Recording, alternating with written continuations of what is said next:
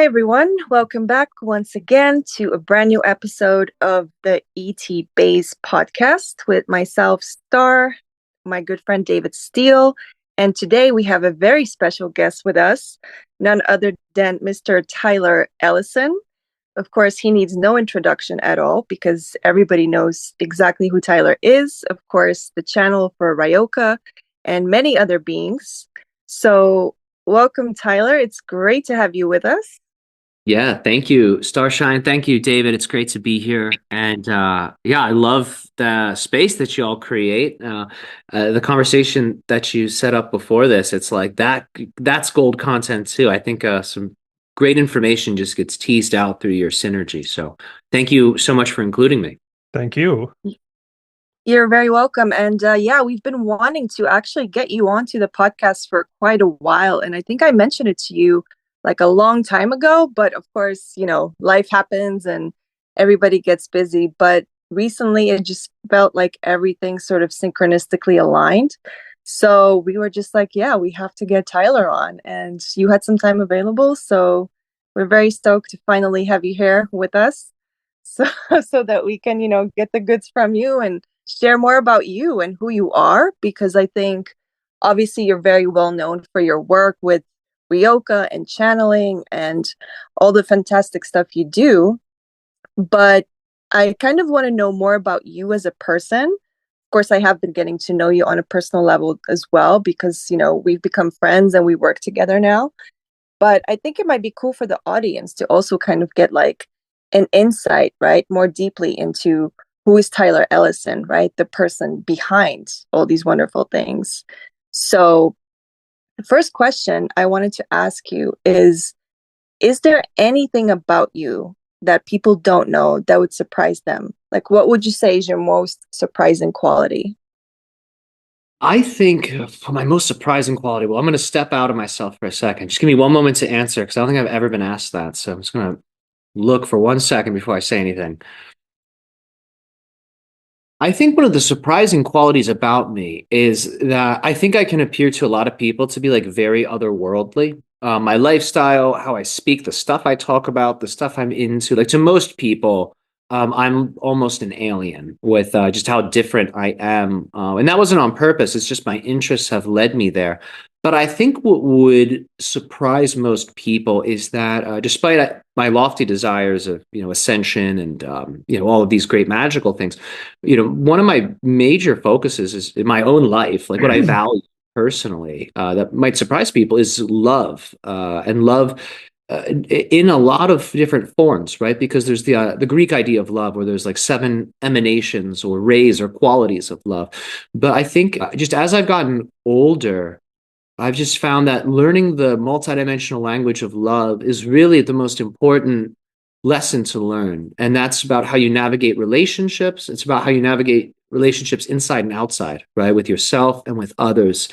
Because it's like every relationship involves different elements. People bring different things. So to use a one size fits all for every relationship, I find brings problems to people's lives. They're acting unintentionally inappropriate given the context.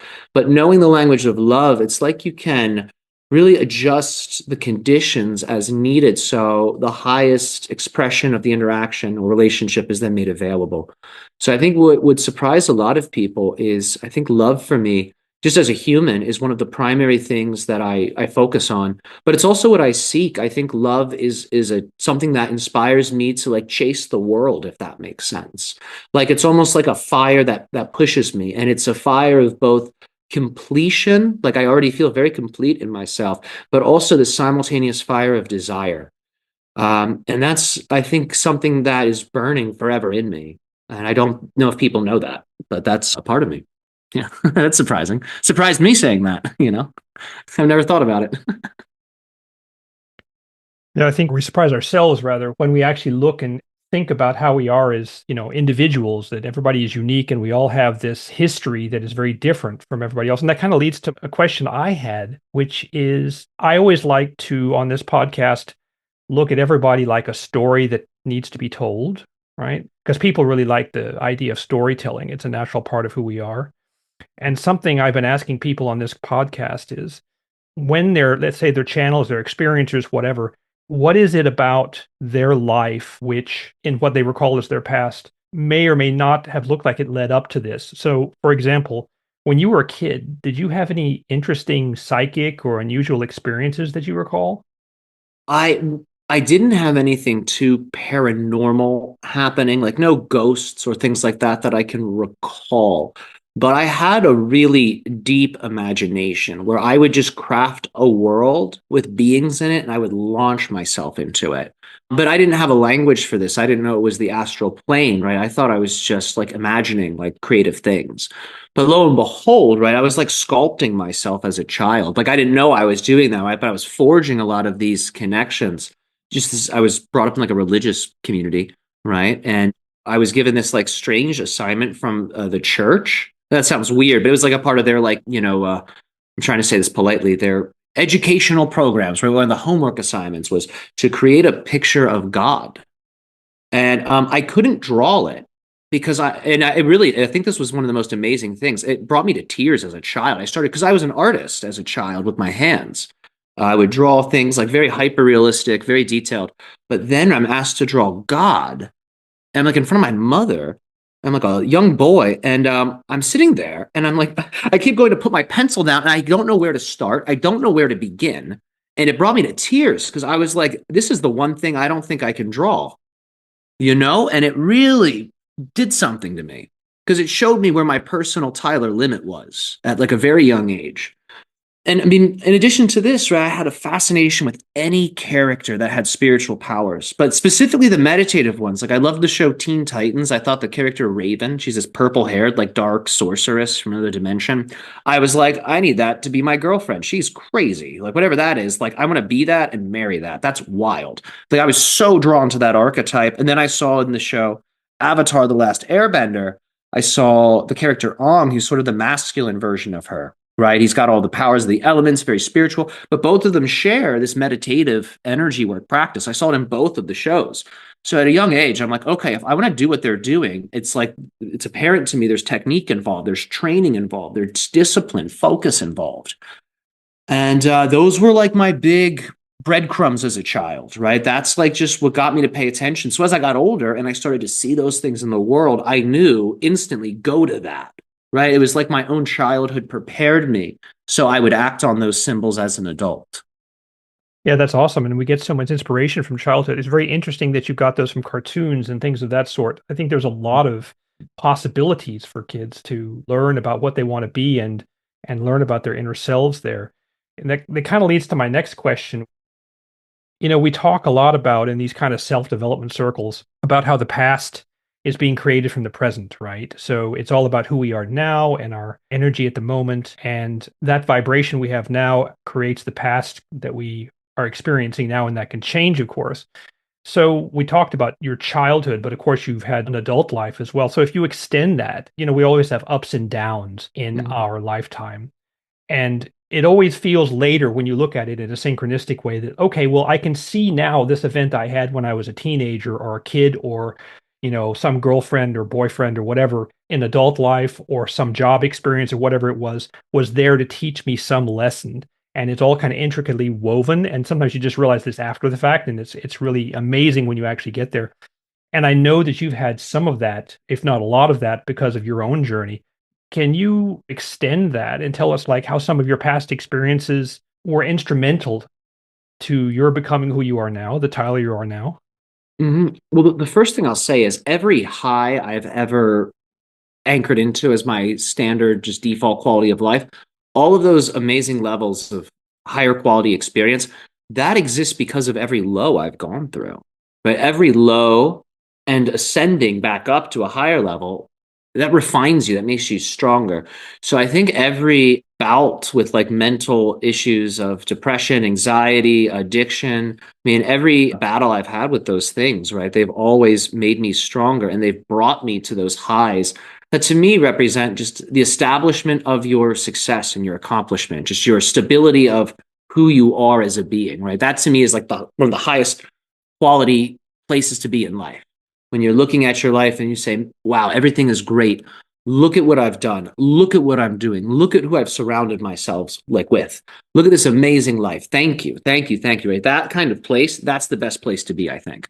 And I am only able to dwell in that place because of all of the lows I've gone through. But yeah, I've had like a very, I mean, windy past. I mean, very dark, very serpenty. Like, I think that my role in the human story is to help paint a clear picture of light and dark so people know how to work with these tools, right? Like most humans, light and dark are forces where they're subjected to, right? Like they can't help it when it's light. They can't help it when it's dark, right? They are a thermometer instead of a thermostat, right? They are reacting to the environment. But my goal is to help people understand light and dark so they can see that they're not things outside of them. They're forces that are created from within. And if you can master your own light and dark and eventually blend them together into something brand new, then your life becomes something nothing short of miraculous. And I think that's what I've been able to create for myself. I've learned how to blend these things, and in a structured way, a focused way, blend them every day using ancient techniques and teachings and mystical practices, secret rituals. Like I am constantly trying, and not trying, I am doing this. It's endless though, right? I'm constantly going into myself, purifying what needs to be purified and birthing something new so I can eternally be made anew in every moment consciously. So eventually I can just do this, not just in this lifetime, but beyond, right? A continuity that's so powerful, my spirit can't help but to continue it eternally when this body's no more. That's what I think I'm here to help others do. And I think my shadow journeys have enabled me to be able to provide that for people. Because I feel like I've dealt with almost every evil I could think of, either me personally or people around me. I mean, we all have connections to everything. And if you just lean into some directions more, right, it opens up. So I had times where I was like, let's see what the shadow world has to offer. So I started seeking superficial things like party scenes, sex, pleasure, drug, everything that's lower, right? I was like, let me lean into that. And I made that my God for a while, right? And it brought me nothing but emptiness, right? I felt hollow. I felt like a toxic emptiness, not like the Buddhist one. This was like there's a void, and there was the pleasure seeking, right? Which is really an attempt to reconnect to love, right? Whenever we're seeking pleasure in an unhealthy way, really we're trying to get love. And as I said before, that's like my highest focus a lot of the times. That's the most important one. So I went through these addictions, these attachments to all these diverse sensations in the name of trying to find love, to feel good so I could accept myself, right? But what you learn, over the years doing that is that's not how love works, right? It's not that the drug makes you feel good and then you accept yourself, right? You have to accept yourself first, no matter where you're at, whether you're positive or negative. Like maybe your life does suck and there's a lot of problems in it. Well, it doesn't matter. Accept it. Yeah, my life's got problems. Okay, my life's also got solutions, right? Accept both. Start with the things that you can accept. Start with the easy things first. And then let the acceptance turn to love. When you love yourself, you feel good. And then you don't need drugs and stuff and all the sensations. That was my big takeaway. And I just think that our new age community is a feel good community. Follow what feels good, follow what's stimulating, rather than, follow truth. Follow inspiration, whether you feel like it or not, right? I think there's higher ideals that I have seen not expressed clearly or at all in the spiritual community currently. So my role is to help adjust that, because we should feel good, but not for the sake of it. I think we should feel good as the result of doing something that is worthy of goodness. Right. I really like the self-empowerment angle you put there, because there's a journey that a lot of us are going through, and it's really, amazing to hear how you've gone through all that. Is there anything you want to highlight in your journey? Was there anything specific where that moment where you saw, okay, now I know how to unite the positive and negative? Or is that sort of a continuous thing, or was there some big? No, that's a great question. Yeah, it's alchemy. It's alchemical practice. I mean, you can kind of intuitively do it on your own, right? But if you don't have these structures, these schematics that are the alchemical teachings, it kind of makes it like vague, and you're kind of always transforming, and you're never really getting to the heart of it, right? But with the alchemical techniques, you get to the heart of stuff. You can break down anything, any evil or darkness, anything you find in you where you're like, oh my God, what's that? What do I do with this? Like the alchemy, you can break it down, reduce it back to life force and live off it and get all of the spiritual teachings, the Dharma from it. Right. So instead of accumulating karma from the negative energy, you break it back down. It turns into dharma and wisdom and life force. So I teach these alchemical practices. We teach them in many of our trainings. The Egyptian Mystery School we're launching, which starts on the 11th, or sorry, the second of November. I got my 11s and my 2s mixed up. Oh, that's another thing people don't know about me. I am slightly dyslexic. It's like mild, but I flip things, and it happens a lot if I'm typing, sometimes when I'm speaking. I don't know if dyslexic's the word, but my brain flips things. Anyway, we're starting that. We're starting that on the 2nd. So that is the 2nd of November, this Egyptian mystery school. We're going to be focusing heavily on alchemy. But alchemy was the first thing where I was like, oh, my problems aren't problems anymore. Like literally, like after the first couple sessions training it, I was like, oh, there's no energy that's a problem now. Like that left, and that's forever gone. There's no energy that's a problem. It's only a tool. So I just need to be intelligent and creative and find a way to use it properly. But that's what alchemy affords. So I started training Taoist alchemy through the Universal Healing Dao lineage, which I also am a part of the lineage. I'm an instructor, a teacher there, and many great teachers before me have, shown me a lot of this stuff. So, I stand on the shoulder of giants, and I'm happy to provide it. But it is permanent. The changes I'm talking about, once you make them, like it's permanent.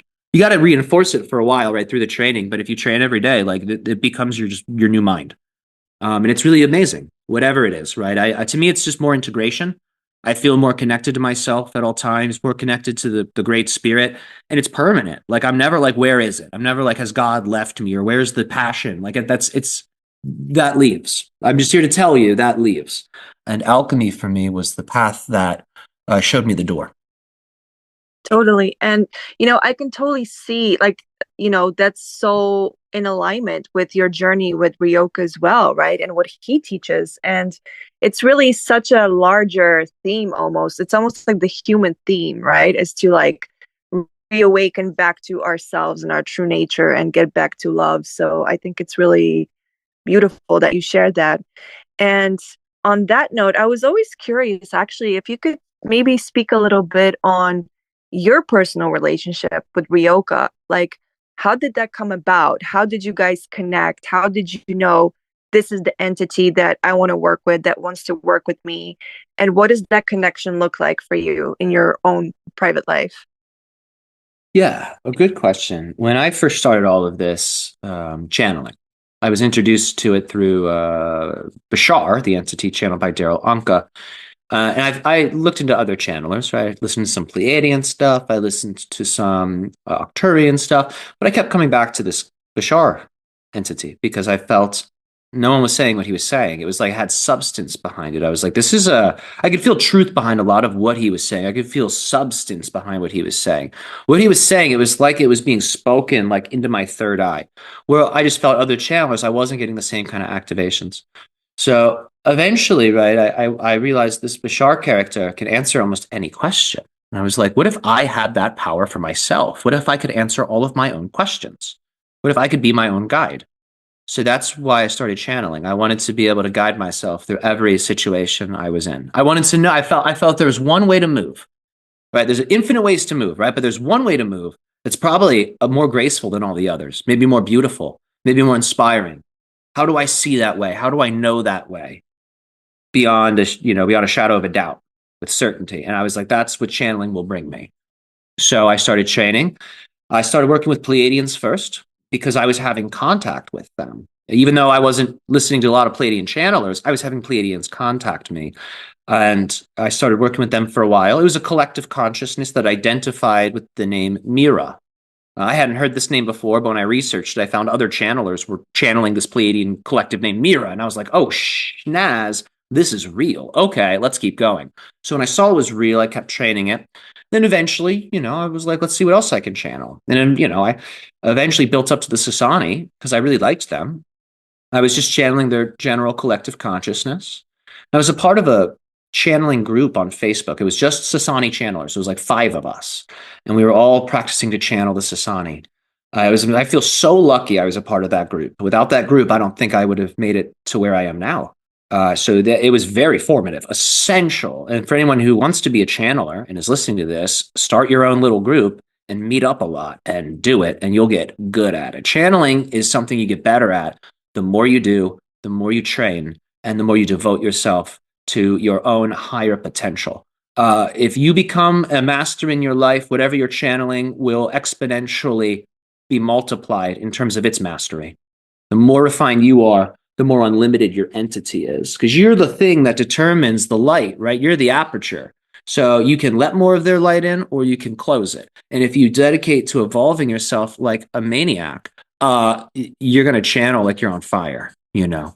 So I just was practicing with this group a lot, channeling the general Sassani collective consciousness. Then one day I said, I want to know one being from this collective. I want one. And I want to know him personally. Like, I want this to be a deep relationship.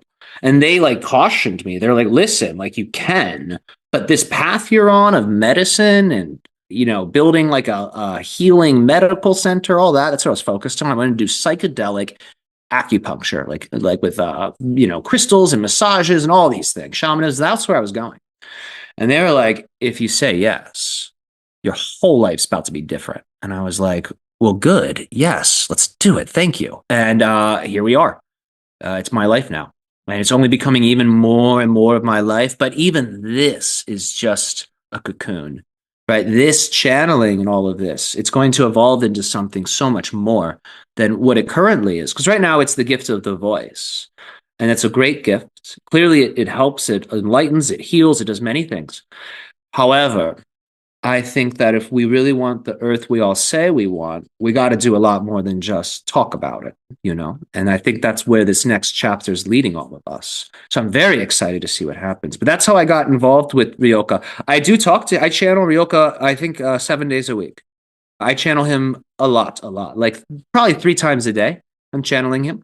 So I'm in the channeling trance about 3 hours a day. I have esoteric trainings I'm doing. So for those of you that are wondering, I'm in an altered state, like an intentional altered state, doing only esoteric things, probably about 4 to 6 hours of a day. So in my world, as you could imagine, it's a little extraordinarily ordinary, if you know what I mean. It's a weird world, but it's powered by a consistent routine.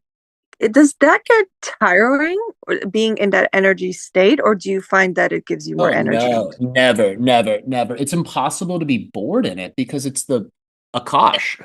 It's where all ideas come from. So if you're just interested in life, like you're a curious person and you're doing what I'm doing, you're going to be a kid in a candy store because it's all the information you could ever want and more.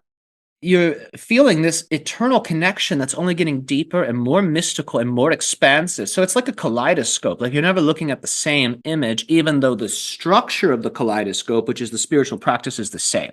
You have the same, like for example, right? They're going to launch a rocket, whether you believe in outer space or not, right? Whether you believe in flat Earth or square Earth or flat hollow square Earth, like we're launching rockets into the air, right? So keep in mind that what they do in space when they launch up into the air, it's always going to be different. It's always a new experience, a new mission, right? But the tactic to get up there, to launch the stuff, they keep that consistent because they need to repeat the process. So while there might be a sense of redundancy in some of the techniques, the point of the practice is not the technique. That's only going a quarter of the way. The technique brings you into an altered mystical state where whatever you want to create, you can create. So there's no room for boredom if you take it all the way. Now, if you prioritize things beyond that, if you say like eating a cheeseburger is more important than doing that, then you'll get bored. You have to recognize the true priority. Anything you prioritize on earth will be taken from you. Like, will it not, right? Even your body, right? So whatever's from here that we prioritize, we lose, right? It's a mortal priority. It stays here. Stuff I'm doing doesn't die. And it's what I think is the foundation. I desire the foundation. So that's my priority. So there's no room for boredom. You know, I think when people get bored, their aperture has gotten smaller. They're just letting less light in. You just need to illuminate the situation in a new way and you'll find new interest. But the key is emotional connection, right? If it's just spiritual practice to feel good and for health, there's no real deep emotion to that. Those are superficial. But if it's spiritual practice to live forever and to become a god, a lot of reason to persist. So it's all priorities and it's all about your knowledge. Most people, they think meditation is just to center their mind.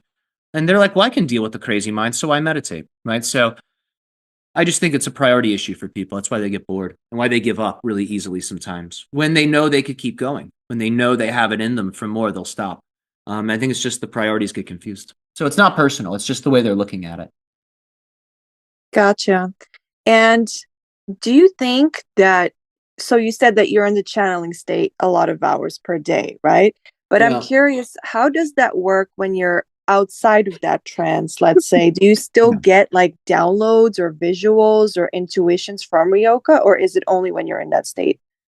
Well, it's a good question. So when how do I want to say this? I get downloads from a lot of beings throughout the day, like consistently. Like I'll just start dwelling on a topic and then like 30 beings are like, oh, here's like more information. It's like I hold up one puzzle piece and there's 10 angels giving me nine other pieces. Or something like that. 10 angels give me 10 other pieces, however you want to say it. But that's how my mind works these days, right? That's like what the connection is. So it's not that I'm like talking to him all the time. Like, it's not like I'm like walking around like shopping. I'm like, hey, Ryokah, like, what do you think of like this person? Or what do you think of like this, like, I don't know, these flowers? Or what do you think of, me buying like soup today? It's not that, right? Like, it's not that at all. It's not like I'm got a walkie-talkie in the brain. It's more like whenever I start daydreaming about whatever I want to know about, there they are. It's like him and others. It's a bunch of them. But when it's like him, like it's just him, that's when I need something really important with him or we're channeling together. Other than that, right, he's kind of acting as like a key player in my own psychic retrieval network for information. That's excellent. Yeah. I really like that because it makes sense because you have your own journey, right? You don't want that journey to be, I guess, overridden by all your contact to Ryokah, even though that's super important to you, right? So, Yeah, exactly. Exactly. Because I will do things he won't do, right? Like if he had total control of me, my life would be like something else, right? He doesn't want that. He's got his own life, right? Like he wants my life to stand for itself. And I get the ability to take what he says. He's kind of my higher self, and I get to take what my lower self says. I get to take what the world says. I get to take what God says, right? I take all that, I put it together, and I'm like, okay, what do I think? And I think I love that position because that's a position to me of ultimate power in one's own belief system creation process, right? If you have all this information, somehow it all fits together. And right. that discovery, I think, goes hand in hand with creating your own interpretation and your own perspective. Which is, of course, really important and unique and valid, right? Oh So, yeah. Oh yeah. I've said things he hasn't said that are true, that he like lets me say. And sometimes because it's for me to say, right? So we all have, if you really take the theories of reality to the fullest, everything is scripted. So everything exists, right? And we can either stay with that script or we can improv, right? Ryokah knows his script. He sees like what's for him to say. So there are things on his script that are not on mine, right? He right. could overshadow me and like just say what I need to say for me, but he respects, my free will, right? There's beings that don't. I have met beings that don't. They'll overshadow completely to the point the other person's unconscious. I have seen this before. So not all beings respect free will. So even in ET circles, be careful. Be careful. Be careful. There are beings like this. They'll fully possess and like the host is unconscious and it's not always a good thing. You know, I've seen it, So beings like Ryokah, I think beings like the Sassani, if they are what they say they are, right? They respect free will. They won't completely overshadow. And I think that's important. At least for me. At Yeah, least I for would me. agree. I would agree. That makes a lot of Mhm. sense. I wanted to circle back a bit to something I was talking about earlier, but in a different context, because it's Mhm. clear with Ryokah and all your journey along the way, right, that a lot of things have changed for you, and particularly once you started channeling, then you started getting into contact with the Pleiadians, as you said, and also like Ryokah and some other beings. And I Mhm. was thinking, like, that must be really dramatic in a way, right? And that's resulted in a lot of changes in you, Tyler, yourself, right? Becoming new versions of yourself all the time. And going back to this idea of the present changing your past, I was wondering because I've had things like this happen to me where I can sort of vaguely remember a different past I had for myself before I Mhm. had some changes. Of course, that's not always the case. And I was thinking, I wonder in your case if you also have these incidences of, let's say, you realize your past has changed. Maybe you don't remember the details, but you know, hey, something just changed and my past is now different so that I can be who I am now. Do you have any sort of feelings or remembrances or senses of that? Well, I can share one example that I think connects to this. Maybe not as directly as I desire, but it's still applicable. I had a dream. I was sleeping on my sofa after doing a lot of metaphysical work, diving into ancient history, and so my brain's in that world, right before bed. So I fall asleep because I kind of work myself to the point of I need to sleep now. I pass out on my couch and I have this dream. I am in a school. It's a school gymnasium, and I'm being rounded up at gunpoint with a bunch of other people. And it's like SS soldiers or something like this, right? It's like a firing squad and right, I get positioned with a bunch of people up against like the wall of this auditorium. And then, they start firing. But when they start firing, I don't feel anything. There's no like sense of pain. There's no nothing. And I remember this dream me getting shot at. I'm just like praying. I'm like, please don't let I said, please don't let these bullets hit me. Something like this, right? I'm like praying that I continue to live. I'm praying that somehow I go on. Somehow I have a future. Somehow this isn't my end. And then that me that gets shot gets absorbed into my Tyler Ellison consciousness. He came into me. So that dude's his parallel reality shifting literally went from his own life into me.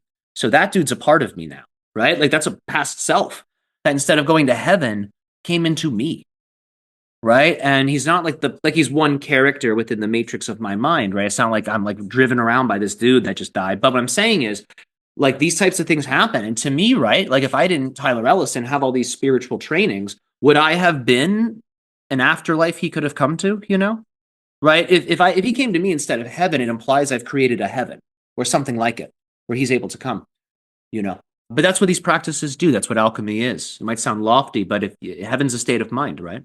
So you make that material, you make a heaven realm. You can do that in the spirit world when you're dead. You can do that physically while you're alive, right? So heaven on earth, it's our choice at all times. So he felt that in me and came to me. But to me, that's like an example of a timeline shift. Like if things were different, that wouldn't have been there. I believe that because I was observing him, right? I was seeing through his eyes, which means I had accessed him. A part of me knew to access him. I was watching through his eyes, and then I guided him to me. So, right, without these powers, I don't think I would have been able to do that, right? So this to me, it hints at the fact that the timeline is malleable, right? But have I had like tremendous timeline shifts where I'm like, wow, different history? Well, I won't answer it directly because I try to maintain continuity in my sense of Right. time. I don't like to talk about the alternates too much because I think it can get a little neurotic, a little loopy. But what I will say is this. I was in a tremendously altered state, not of my own choosing. It was an activation I got, a very mixed activation, like higher and lower forces at the same time, one trying to pull me down, one trying to pull me up. Right. This is because I work in the spirit world a lot, right? To a lot of people, they might be like, wow, he's so externally focused. Like, where's his own sense of choice? And when your significant other pisses you off, I'd ask you the same question. Where's your sense of choice, right? You just act sometimes, right? And in those states, when you have invisible beings, right, spirits wanting to show you different things, sometimes it can create really wild states of consciousness. And I had a vision, a physical vision. I was in the vision. I don't know what else to say, right? It's a world that's not this world, right? But I was physically in that world. And I'm looking at a telephone booth and I see on top of the telephone booth a type of chrome, almost Ridley Scott like alien. If you've ever seen that movie Alien, Right. from back in Hmm. the day, it's like that. It's made of chrome. And there's a line of people at this phone booth. People are walking in, human, and they are walking out, aliens. I'm watching people get turned into aliens. And there was this deep feeling in me when I looked at it that I was looking at my first memory. So that's, my first memory as Tyler is, actually being pushed on a swing by my parents, like in my family home. It's like my first childhood memory. And apparently before that, I was born in a hospital. But to some part of me, when it looked at that vision, it said, oh, that's where I come from. I don't know what part of me that is, right? I don't know what part of me felt that way, but that was a feeling. It was an overwhelming feeling that I had when I saw it. But again, I don't want to like claim that that's truth, right? I said this was a radical vision, right? Higher and lower forces are at play. So whenever I have extreme visions like that, I just treat them like dreams, right? Because to build a personal myth off that, I think can be risky, right? I think my personal myth should be based upon what's relatable, right? Like I'm a father, I'm a son, my occupation is teaching and teaching spirituality. I think my myth personally for my own mind should be based in that. If I make myself to like my first existence was an alternate reality and an alien phone, but like what kind of life will I live? You know what I mean? Like I'll be so unrelatable to people. So I'm hesitant to pick it up. But I acknowledge it as a very mystical experience that I will probably analyze. I actually have not asked Ryokah about any of it. I had a lot of visions during those times that were strange, but they were so strange. I sort of put them in a box, if you know what I mean. So I Right. will open them again, but when the time's right, you know. It makes sense because I mean you want to keep things in the now and in the version of linear reality that you're dealing with, even if you choose to explore multidimensionality and just be aware of those things. And like you said, with the incident in the school or whatever, to be aware of that and say, okay, that's a part of me, but okay, I have another route now which I'm taking, and I'm going to focus on that because that's why I came here. Exactly, exactly. Like at the end of the day, I have to kind of stay Tyler Ellison, right? Like, you know what I mean? Like I can't become these other people too much. Otherwise I get away from what's important, I think, for me personally. And again, I just think, right, me claiming that my origin point is like this, alien phone booth, or me claiming that this like past self died and came into me as my personal narrative.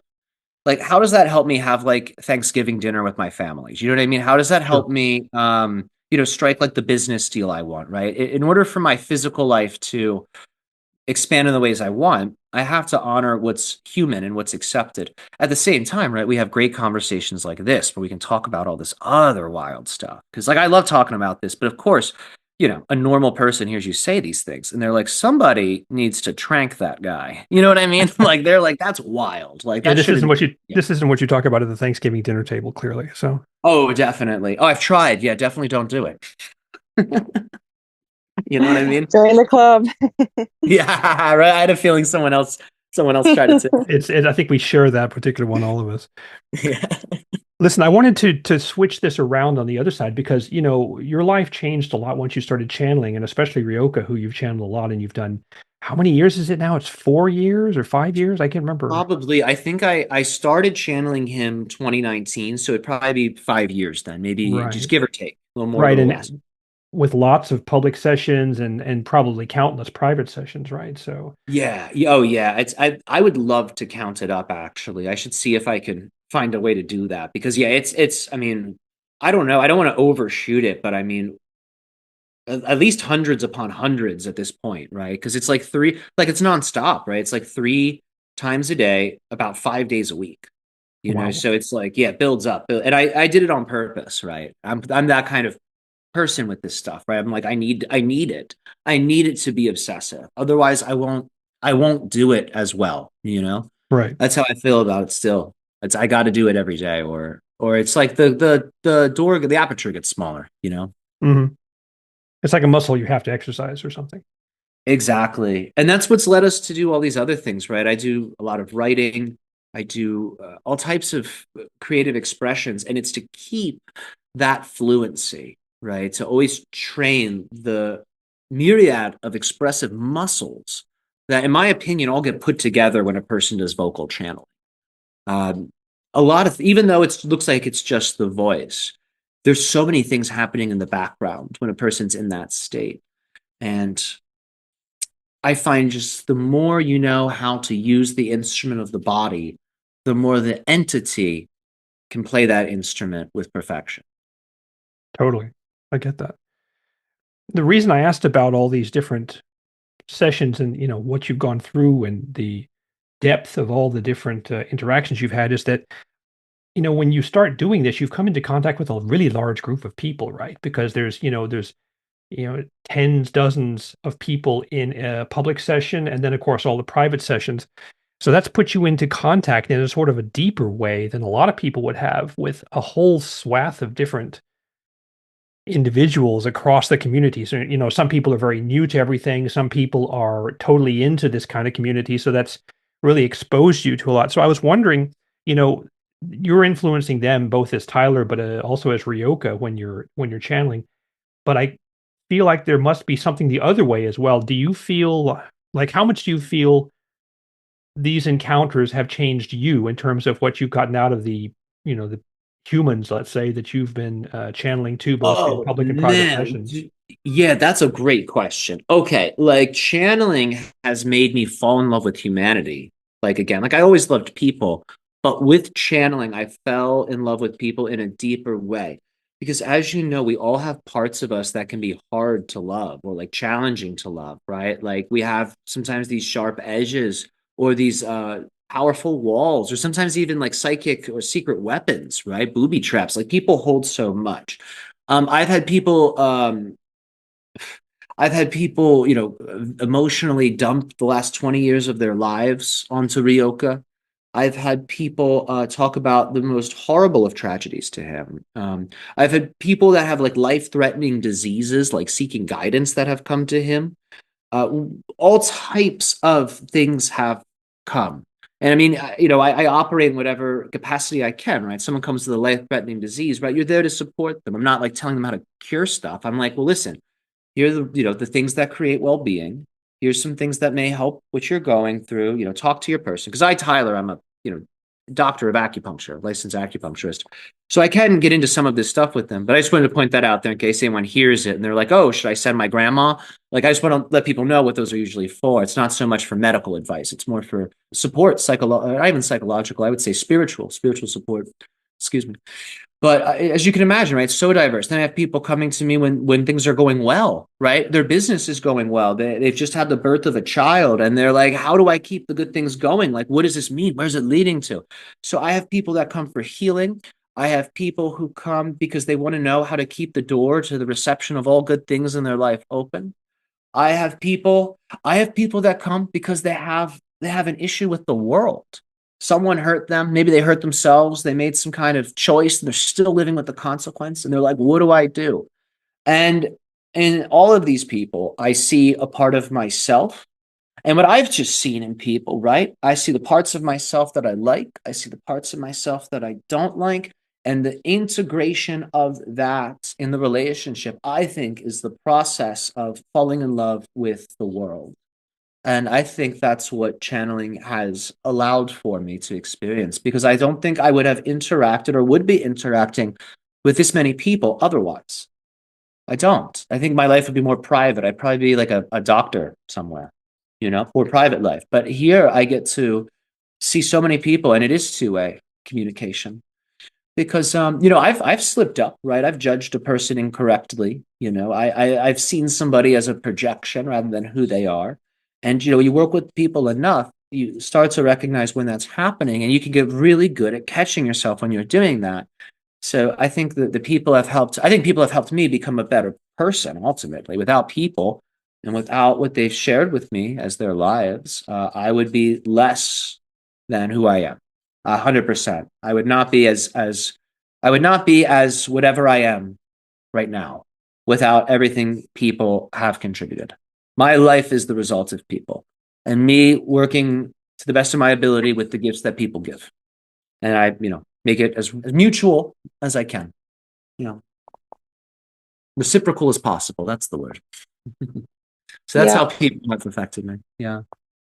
definitely. And what's funny about that is, of course, I am very much into contact, right? Like I would say that's like my biggest theme in this life.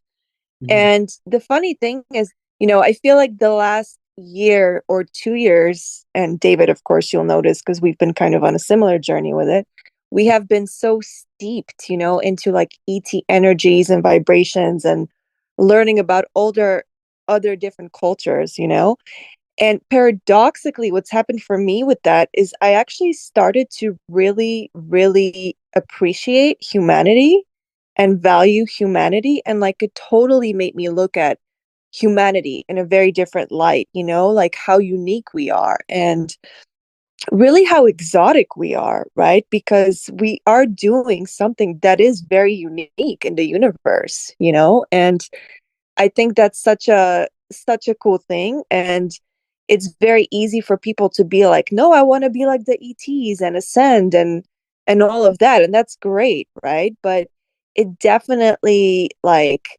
instills this love for humanity, wouldn't you say? Like the more you do this kind of stuff. Oh, absolutely. Absolutely. I will take people's humanness over their forced artificial perfection any day. Any day. I love people's flaws. It makes them exciting. Do you think so? Do you think people's like the imbalances in people? I think it makes them interesting. It gives them like like depth, you know? I think it like allows us to really, really appreciate the highs. What it's kind of like what you said earlier, right? Like you wouldn't be able to have those highs without the so-called lows. And I Mhm, think they're all part of us, right? Like they're all equally valid. And mhm. it's almost like a tool, right? Like that's kind of how I see like the lower parts of us or the dark parts of us or whatever. It's like when you learn to harness those energies and work with them, they can become great tools and opportunities to experience those really lofty states of yourself, you know? Yeah, yeah, I think so. I think so. And then, right, you have all of that wisdom from the high. So if you should experience what would be compared perhaps relatively as a low, if that happens after your high, it's like you have all that higher wisdom, all that power, all that momentum. So your lows aren't even really lows. It's like, how would I put it? I don't know. Instead of like falling into the abyss, it's like you're walking down the mountain into a nice valley. It's like Yeah. that. Yeah, and just I want people to know, right, who are dealing with like horrendous things, right? I know there's a lot, especially spiritual people. I know some spiritual people really go through it with like negative beings and things. And then of course there's the light and love people that are like, it's all a projection. It doesn't exist outside of you. And I'm like, tell that to the person who's getting like psychically attacked like regularly. Like, karma exists, and maybe in a past life they pissed some being off, right? Maybe their home's built on a property that's like cursed because it's stolen land. Like, there's so many reasons for those things to happen. But I'm getting very excited, and I'm talking about a lot of topics. But I feel you, and I think that this is what I want to say to people that are dealing with horrendous things. It does not last forever. And if I had to give it an archetype, this is the hanged man. Right? This is like Christ carrying the cross. You're carrying this situation that's heavy, it's uncomfortable, maybe it's weighing you down. Maybe it's like you want to drop it, but you can't. You know what I mean? Maybe it's like Christ, right? He's forced to carry it. There's soldiers at his back. He can't put it down. So maybe this is you. And then what do? You have to hang yourself on the cross, right? And like resurrect. And like, what the hell does that mean, right? It means you have to be willing to completely let go of the things that make you weak, of the things that make you less than who you are. And I know sometimes when you have close to nothing, you're like, what the hell do I have left to let go of? But sometimes one of the hardest things to let go of is the attachment for salvation, the attachment to transcendence. To really be with what you have, whether it's heaven or hell. And in that radical acceptance, you fall in love. And love is fire, so it rises, you know. And that's what I think the spiritual path gives to everybody. It's one of its many gifts. There's so many spiritual gifts to be had, but the resurrection, right, the raising of your frequency after totally accepting something that hurts or is hard to accept. I think that's one of the amazing, it's a miracle. I think that's a miracle that spirituality gives people. It's people going to therapy for 50 years, you know. Absolutely. And this actually reminds me of, so for those of us who haven't heard this yet, and you haven't heard this yet because this is something me and Tyler have kind of been working on behind the scenes, is we really kind of looked at like, okay, where are we at right now, right? Like within our bubbles, within our collectives, within the community, and what's really going on and where are people at, right? And what do they need in terms of support, right? Because Mhm. we're at a very interesting part of the journey now, I would say, where we've integrated quite a lot, right? but there's still some fine tuning to be done. And it's interesting how there's all these different fields almost, right? Like you have the metaphysics, right? The teachers like Bashar, let's say, right? And Elan and so on. You have Mm. psychology, right? You have self-help and development and all these kinds of fields that exist for us to tap into, right? And we were thinking like, it's funny how they're all kind of kept separated in these boxes, let's say. And we kind of felt like it doesn't really give a holistic support, right? And so what we've done and what we're doing is we're actually working on some courses that I think will be very, very unique and will really offer that sort of holistic support where we tackle certain issues that people still, are challenged with in such a way where it covers, all of these fields, right? You bring in, the Ryokah information, right? How to deal with energies. You bring in the Bashar information, right? How to handle things in a metaphysical way, right? And you deal with the psychology aspect of it. And so I think it's going to be very exciting going forward. And yeah, we're very much looking forward to sharing that with you guys soon. And I think it'll be actually kind of groundbreaking, I would say, because I don't think anything like that has really been created, has it, Tyler? What would you No, say? not in this way. No, there really isn't anything that's putting together the esoteric, the practical, the self-developmental, and the mystical. I mean, it's really everything because I think that's what people really, I think people are at a stage in their journey where they're saying to themselves, I really would like the best. I'd like to know what the essence of life is. I'd like to know what I'm all about. I'd like to know what life's all about. And I'd like a way. I'd like guidance as to how to get there. What's the best way? I get that question a lot in the channelings. People ask Ryokah, what's the best way to do that? The best way to do this? These programs we're making, I feel this is the best. And what I mean is it's the best of everything I've experienced. It's the best of everything that's worked for me and many people. And it's the best of what the leading edge spiritual consciousness has to share. We're putting it all into these amazing events. There, these trainings that we're going to be doing. We'll have some this month, everyone listening in October, so stay tuned. We'll have some in November, we'll have some in December, and they're all going to build on each other. So if you're attracted to one of them, you can experience it as a standalone. Maybe you want to learn how to start a business, right? And you want to hear what entities have to say. You want to hear what I have to say. You want to hear what Star has to say, right? It's a comprehensive. We talk about our stuff. We give you exercises. We give you the tips. We give you the secrets, and the beings give you the guidance, right? And it's immersive. It's very immersive. So this is something we'll be doing once a month, and you could be drawn to just one of those topics, and you go to one. You could recognize they all work together, and you come to a few of them, and you'll have very, very deep transformations, and you'll have a lot of upgrades quickly. You're going to walk away feeling like you know where to go. You'll know where to go. You'll know what to do. You'll have many questions answered through these. You will get guidance. So we are very happy, very honored to offer these, and we really reached out to see what are people thinking about. What are the real values, the real concerns, the real priorities for the communities that we're serving, and your feedback has helped us to dream these programs into existence. So we've made these for you specifically, everyone listening. So thank you for receiving it. It feels so good. Absolutely. And it's funny because I actually started applying some of them to my own life, and I've already gotten so many downloads about what my next steps are. I was actually talking to David about that right before we came onto the podcast. So I think it's going to be very expansive for people. It's really going to push them forward. And yeah, we're just very, very, very super excited and stoked. I personally can't wait to get to work and just, keep Mhm. moving this train forward, Yeah, our first. Can I give a spoiler for people Of course. listening? Go for it. Yeah. So the one for this month, right? We'll have it up for tickets and things, so you guys can come. But the one for this month is all about connecting all of the different energy centers of your body and merging that with the higher self. And then with your higher self together, we're going to help to dream up what you would consider to be your purpose to be, this multi-dimensional point of focus that helps you naturally organize your life, right? Bashar talks a bit about this as your excitement. There's a lot of words for it. In esoterica, it's oftentimes referred to as the true will or the divine will. In Taoism, it's referred to as the Zhi, or sometimes the De Dao.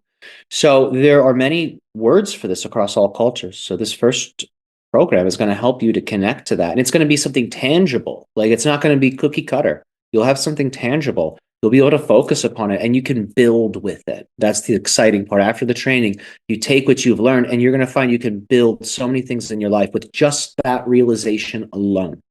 And that might be building better relationships. That might be building a better lifestyle. That might be building a better career or field of study. You might find it really helps illuminate what is truly important to you and your time, which is, I remind you, limited here on the planet. You know, what we focus upon becomes our lives, and we're here to help you have that hawk eye higher focus. Yeah, that's really beautiful. And I enjoy the synergy you two are creating in that, because as we go through and follow our synchronicities like that, then we find out that our individual contributions become something even bigger, which can benefit even more people. So that's really beautiful. Yeah, thank you. Thank you. That's those words are so true. This was something that came to me, I'll just as a personal thing. I just want to share this because I think it's very pertinent to what we're doing here. But I was doing some divinations on my channeling. I like to do divinations to get just additional perspectives on angles I might not personally see. And one of the things that the divinatory tool was encouraging me to focus on was with each channeling, with each even podcast, with anything I do that's of this world, to sense and to feel that it is something that ripples forever and helps people to heal. It helps them to find themselves. So I'm saying this now because I'm putting that intention out here for anyone listening. Whatever your beacon is for your true spiritual home and your true spiritual path, we hold space and we energize that space with the synchronicities that are needed to help you connect those dots. Because I'm realizing, we are going to be uploading this, right? People are going to be streaming this. So this broadcast is literally going to be streaming through the air all around the world. And I'm realizing, right, that's a big ripple in the lake of life. So the sense of the individual contribution being so much more significant with this kind of focus, just your words have personally been a realization that has freshly come into my world and is certainly helping to refine what I do. So I want to just mirror the wisdom you're bringing through, because we're getting similar downloads, and I always find that to be one of the most amazing things when you find like the people you're close with are receiving similar insights. You're like, oh my goodness, yes. Right. It's amazing. And I can totally relate to that. I like your path and your story a lot because one of the things you do in your interests, you delve into a lot of different materials. We talked about alchemization. We've talked about magica. We've talked about all kinds of techniques and ideas, the Tao and etc. One of the things that relates to, of course, is this love of humanity you related to earlier. Like, humanity is a wonderful thing. And I noticed that you have this deep connection to Japan, and I can relate to that myself because I also feel something similar. I've been there several times and explored on my own in different ways and in different contexts. And there's a unique energy there. And of all the energies on Earth, everything is super interesting and all the cultures have so much to contribute. But I was interested to understand what your connection to Japan is and describe that and explain that, your personal journey with Japan, to our listeners. Wow. No, that's a great question. Like, essentially Ryokah is like listening to this, like his ears are super perking up because he has, me and him both have essentially anywhere where I have a past life, it's technically one of his past lives, if that makes sense. Right. Right. So it's like a shared thing. So when you ask that, it's opening tremendous doors. I mean, I've had many past lives in Japan. Some of them very casual, some of them involving like trade and business, but some of them more ancient, involving essentially warfare and things like this. And martial arts has been, a big priority. Not so much now that I'm, a little older, but when I was younger, it was a big priority for me. I trained quite a bit. It was sort of, American martial arts, right? So nothing too crazy, but it was a big part of my life and my focus even when I was young. So I think I carry a lot of that, Japanese karma with me. One of my most recent past lives, when I remote viewed it, I go down in essentially a plane, over the water. So I can't help but think it's a reference to, either the Japanese or USA side in World War II. I'm not sure which, but I certainly saw that as a demise years ago. So I think I have a lot of past lives there. But I love Japan tremendously. Like every time I'm there, it is the most satisfying just energy to be in. And I really mean that. It's an oasis. It really is an oasis. I think one of the most underrated places to be. And I'm always reserved to hype it up because I don't want it to become too popular. But the Japanese might prevent that. I know their reputation is, of course, they're very how would I describe it? Everyone's so cautious about how you describe a culture that's not your own these days. So how do I say this, right? They're known historically for being one of the more reserved countries, right? They were one of the last ones to open up to like Europe. Europe had to force them to open up pretty much for trade and stuff. So they've always been sort of to themselves. So them getting bombarded with tourism, I don't think will be a problem. But what I do think about Japan is it's one of the most spiritual places out there. I see things that are timeless, that are spiritual hallmarks, of many cultures that are alive and well and are regularly practiced in Japan.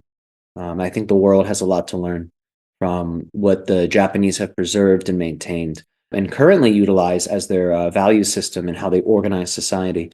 I think there's a lot of great things there. I love America. I love that we have the Constitution. I love freedom of speech. I love all the First Amendment powers, and I love all the powers that the Constitution affords us. I think the more powers the citizens have, the better. And, there's some trade-offs, right? Like when I was in Japan most recently, I was stopped by police and, they searched all of my things. And I, couldn't be like, hey, what about the Fourth Amendment, right? That doesn't exist there, right? So there's trade-offs. But my honest opinion about Japan is it's one of the best places to be.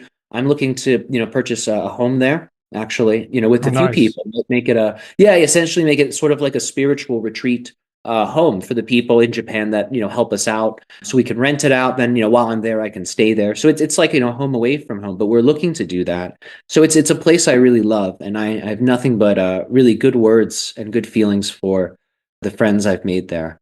What's amazing about the people I've met in Japan, and I don't know if this is the case for everybody, but everyone whom I met there, I eventually became friendly with, and that friendliness like turned into friendships. And it's like friendships with like 10 people and beyond, right? I know that sounds like small, you're like only 10, but I just want you to know like it's like significant like friendships, right? Like when I see these people, like there's deep connection. And we've only shared brief time together. So what I'm saying here is there's soul family in Japan. If you're looking for soul family, you'll probably find them there.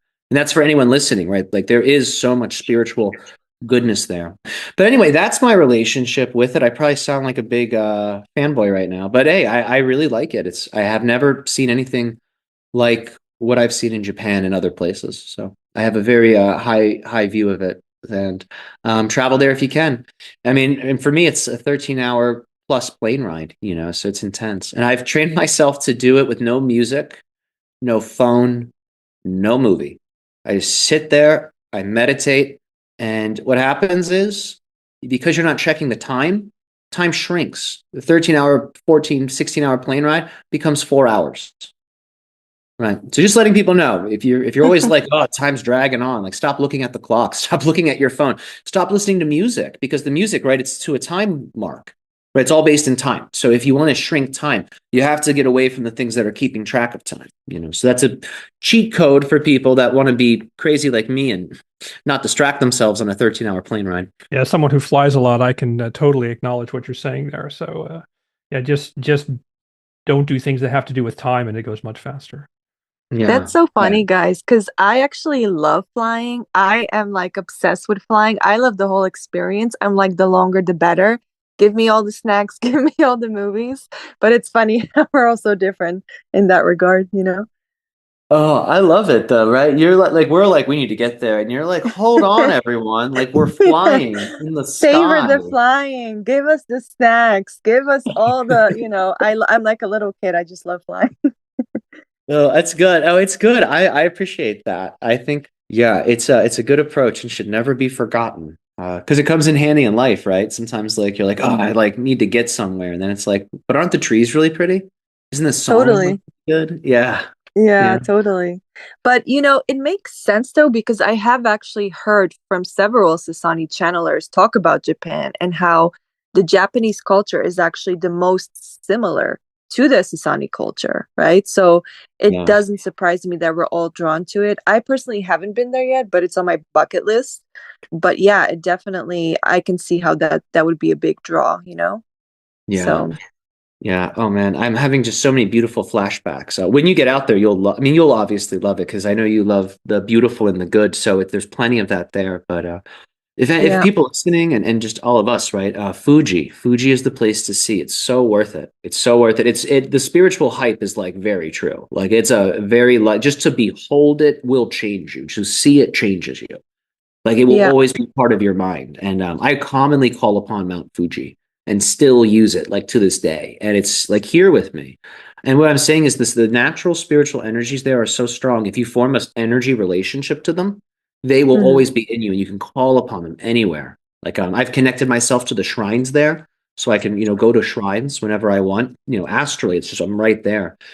So I just want to point that out. That's a very special experience. I don't think I've had that connection with other places in the exact same way. totally. And yeah, I would say let's all, hopefully maybe one day we can all take a trip there together, especially as these communities grow and expand. And I know that is something, of course, that you're very Oh, involved with as well. wow. Well, we're doing a super event there this July 2025. So next July, technically. But it's going to be like a almost a 2 week of, big retreat in Japan. So for people listening, definitely consider. Rob Gauthier will be there with me. We're going to have Taoist master Lauren Johnson there teaching advanced energy work, dragon yoga. So you can look forward to this. We are going to be working with an animal whisperer. We're not going to say what animal they'll be channeling, but if you follow what I've said so far, you might be able to guess. And Interesting. yeah, it's a super event. That's what we've called it, or playfully amongst ourselves. But everyone said yes. Everyone we've asked has said yes. So all the people are, coming together. I don't want to give too many names because we got to, get things, signed and stuff, of course. But it's great stuff, and I want to say that here because there's a lot of people drawn to Japan, and if you're looking for a great immersion, a really good first experience, and a spiritual experience, definitely consider coming because we are going to be working with Fuji and so many powers that are going to open up your eyes in a lot of ways. CE5s, under the stars with the mountain, like it's next level stuff. So I hope you all consider coming and more information too. No tickets yet, but this is the first time I've announced it in a recording. So, I like sharing the spoilers. I can't help myself. And we like being spoiled. So there you go. Perfect. And so, Tyler, I wanted to ask you, like, as a channeler, how do you see channeling going forward? Because obviously, as we're all kind of growing and expanding, and we all kind of tune into these other realms naturally as it is, right? I believe that we are kind of all learning to channel ourselves, and of course, we are all channeling in our own ways. But I was curious, how do you see that, like, say, a couple years from now? Well, I think it depends on a few things. I think spiritual people will keep going in the way they're going, but technology will become more sophisticated, more immersive. So I think we have to create a path for the spiritual ways and teachings and techniques and symbols to be there for the younger generation if we want to see younger people continuing to get into this.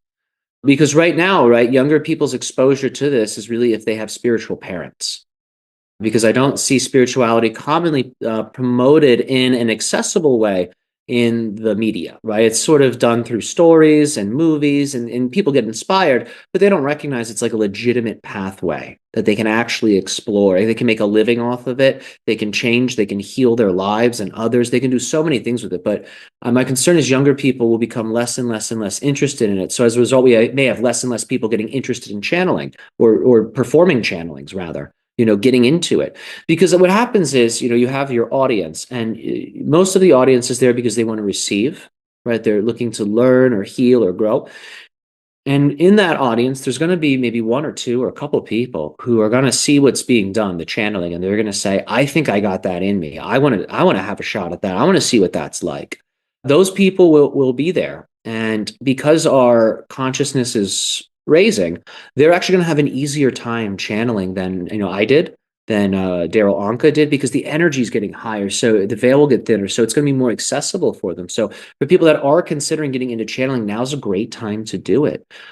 So for a lot of people, though, they have to make that transition, right? Because once you become your own channeler, you kind of stop listening to all of them. Do you know what I mean? Like, it's just like you're listening to it talk. So you don't need to always hear it through other people. I still listen, from other teachers. I have teachers I train with.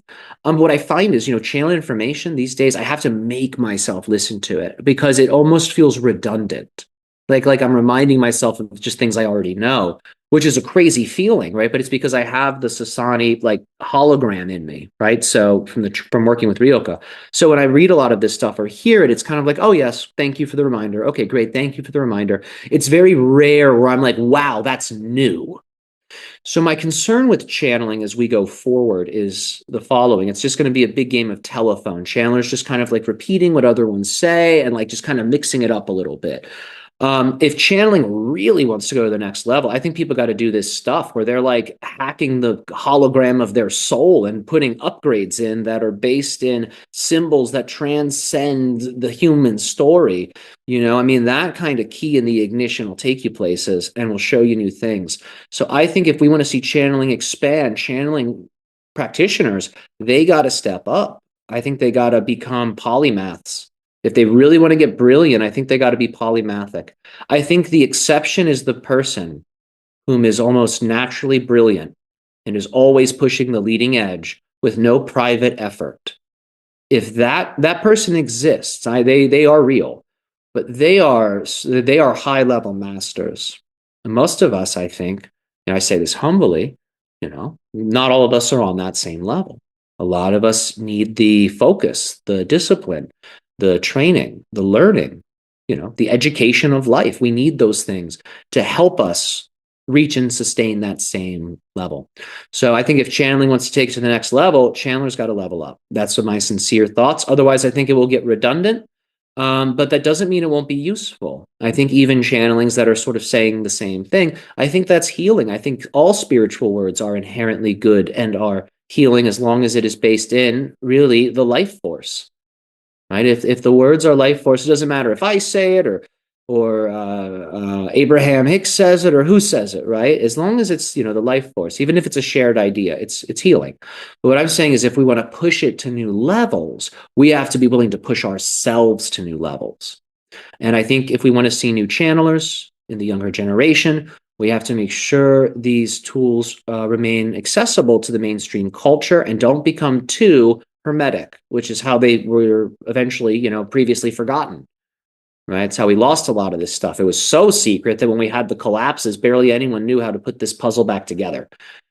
So I think those are what we need to focus on in the spiritual community and in the channeling community, just as lights to guide as we move forward.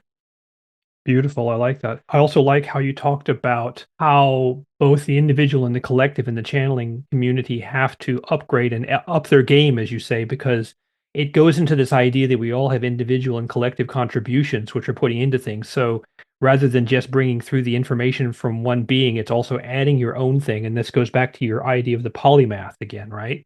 Of making sure that you have some other contribution you're bringing that brings a unique part of you as well as the channeler, let's say, so that everybody is putting their stuff into something which becomes kind of a, you could say a stew, but I think it's more like a intuitive artwork, if you will, which every person is doing their little part and making something magnificent out of it as a result, right?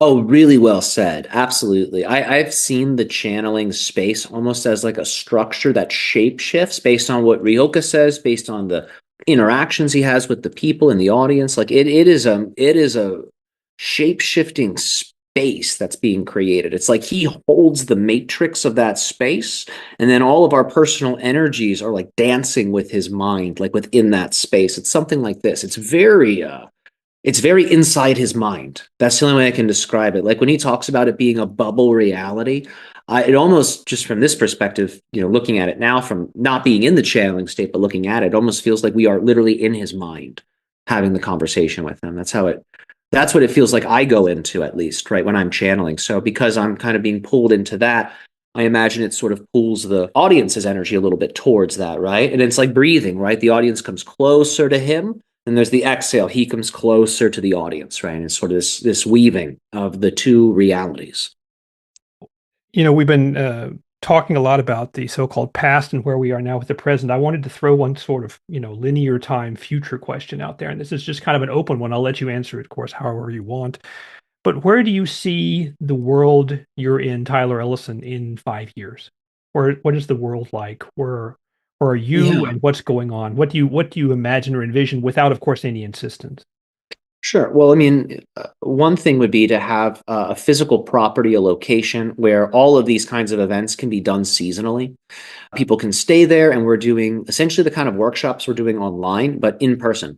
A nice property with CE5 space, all types of things, really creating a space where miracles, healing, and new beginnings are possible. And again, the idea is I work with so many people that are wonderful people. I think they have good heads on their shoulders. They have high values. They care about others. And these are the people that I do everything with. I have, fortunately, a team of people I work with very intimately that are all hand selected by me. They're people I became close to over the years. So this type of space, ideally, it would be with them, right? It'd be our collective space, and we are doing these events there regularly. That's a high goal. Other goals I have, doing more things in person, touring and sharing this physically. We're starting to do that now this summer, but I want to do a circuit, essentially. We'll see how that works. We'll see how that looks. I'll probably reach out to about like 5 communities across the country, USA, and see what they say. But anyway, I'm as you can see, when I think about the future, I immediately start trying to build it right now. That's literally how my mind works. If I look at the future, I'm literally like, okay, let's get started. So I usually try not to look at the future unless I'm really ready to like just dive into something. But I'm also thinking of, what do I want for myself? Like, what does Tyler want? Just looking at myself in the third person for a moment. I mean, I'd love to have my own home. Maybe my home is this center. Like, I don't know, but I'd love to have a space that's a little more my own, a little more connected to nature. I live in an apartment now, and it's wonderful. I love it. I love the people I live near. I have great relationships with the neighbors. Maybe I play my music too loud sometimes, but really, we have a great time together. They're very sweet people. So I enjoy where I live, but I realize, spaces create mindsets.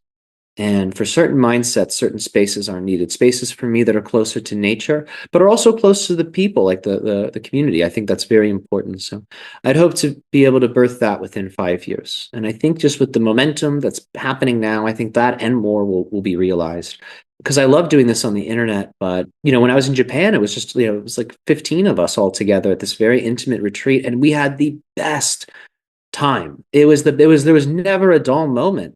There was always something happening. Keep in mind, I don't speak Japanese, and I'm having like a blast. We're all having fun. We have everyone talking amongst themselves. Some people are around me, and my words are being translated. Like, and it's just a wonderful experience. So I had such a great time there. And when I was in Shasta recently with Ruben and Rob and so many great people, I had a great time there too. And there's never a dull moment, and so much evolution.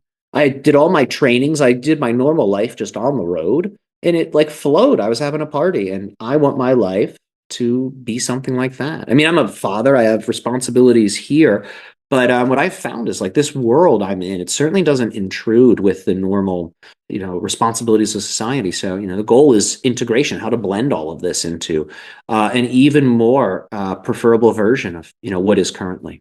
So taking what I have now and essentially stretching it. That's what I aim for, because ultimately what I'm doing with my life, like when I'm long gone and I'm bones in the ground, like my spirit's going to keep this thing going. I will not let myself take on any other form. Like it's only this forever, right? Eternal learning, eternal realization, and the eternal distribution of energy for the purpose of constructing miracles. Like that is what I want exclusively above all things, and to exist forever as a perpetual force that does only that and loves every second of it. So that's where I want to be in 5 years. And then the end part, that's where I want to be, hopefully, in another 100 to 80 years. And eternity. And eternity, Of exactly. course. Exactly. That makes total Um, sense. And on that note, as we're getting ready to wrap up, perhaps this is a good time where, maybe you can share to the people where they can find you and what projects you have in the works and what we all have looked forward to, and just kind of like give us like, the place where we can all find Ryokah. Of course, we're all very familiar, but if there's anything you want to share, sort of like as a finishing touch.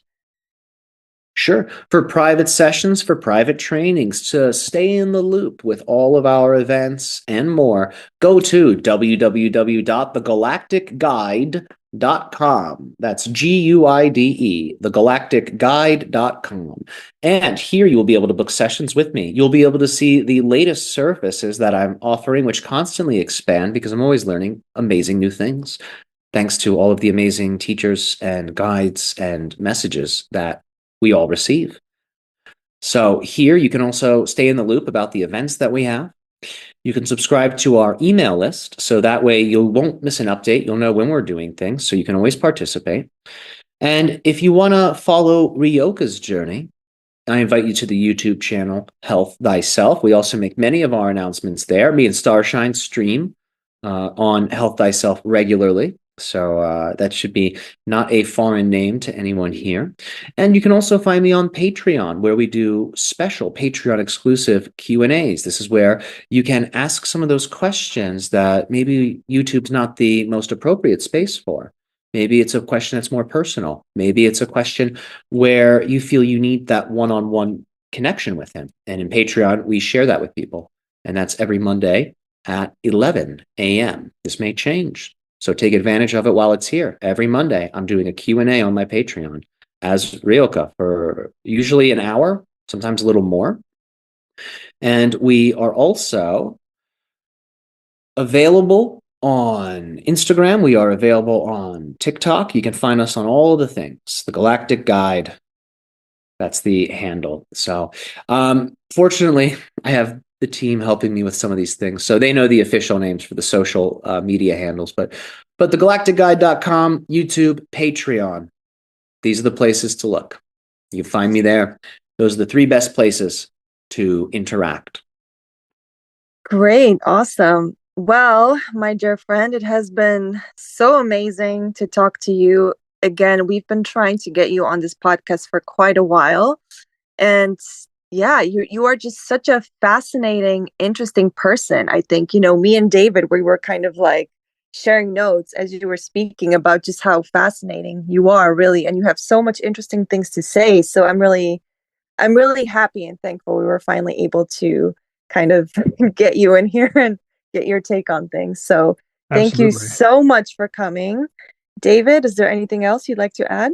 I just want to thank Tyler for a great interview and a lot of exchanges which went in interesting directions. I think there was a lot of unexpected turns in the conversation, which makes it interesting for everyone, including us. So thank you for that. It's always beautiful to have these co-creations.